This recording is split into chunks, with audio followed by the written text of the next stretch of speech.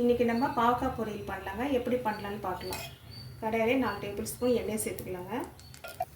எண்ணெய் காஞ்சிடுச்சு. இப்போ 1/2 டீஸ்பூன் கடுகு,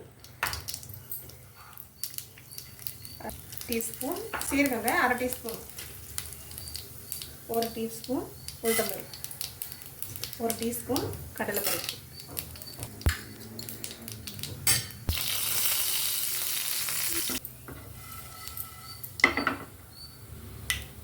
தாளிப்பு வறுபட்டுச்சு. இப்போ கருவேப்பிலை சேர்த்துக்கலாம்.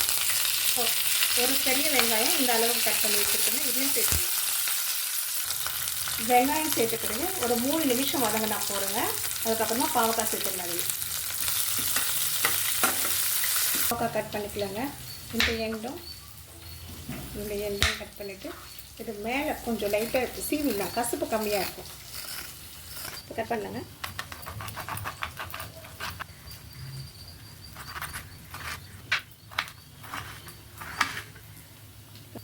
இது போல் சின்ன சின்ன துண்டுகளாக நறுக்கிக்கணுங்க. வெங்காயம் வதங்கிடுச்சு. இப்போ பாவக்காய் சேர்த்துக்கலாம். 3 நிமிஷம் வெங்காயம் வதங்கினா போடுங்க. பாவக்காவை சேர்த்து ரெண்டும் ஒன்றா வதக்கலாம். ஏன்னா முன்னாடியே வெங்காயம் ரொம்ப நேரம் வதங்கினா கருகிடும். ரெண்டும் பாவக்காவும் வெங்காயம் ஒன்றா வதங்கினா நல்லாயிருக்கும். ஒரு 1/4 டீஸ்பூன் மஞ்சள் சேர்த்துக்கலாம். இப்போ மூடி போட்டு ஒரு 10 இல்லைன்னா 15 நிமிஷம் வதக்கிக்கலாங்க. நல்லா வேகணுங்க. லோ ஃப்ளேமில் வேகணுங்க பாவக்காய்.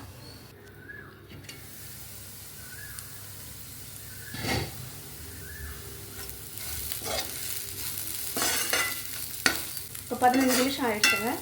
பாவக்காய் கொஞ்சம் வதங்கிருக்கு. வதக்கிக்கலாம். இந்த பாவக்காவுக்கு மசாலா சேர்த்துக்கலாங்க. இந்த 1/2 டீஸ்பூன் சீரகம், 6 பல்லு பூண்டு, 1 டீஸ்பூன் மிளகாய்த்தூள், தேவையான அளவு உப்பு,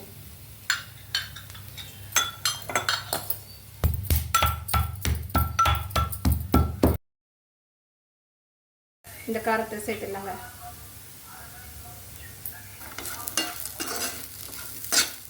இது ஸ்லோ ஃப்ளேமில் ஒரு 5 நிமிஷம் வரைக்கும் வதக்கிக்கலாங்க. அவ்வளோதாங்க, பாவக்காய் வதங்கிடுச்சு. ஸ்லோ ஃப்ளேமில் வச்சு வதக்குங்க. அப்போ தான் நல்லா இருக்குங்க. கசப்பாக சாப்பிட்றவங்க அப்படியே சாப்பிட்லாம். கசப்பு அதிகமாக இருக்குன்னா நீங்கள் சர்க்கரையோ இல்லை வெல்லமோ சேர்த்து கூட சாப்பிட்லாம்.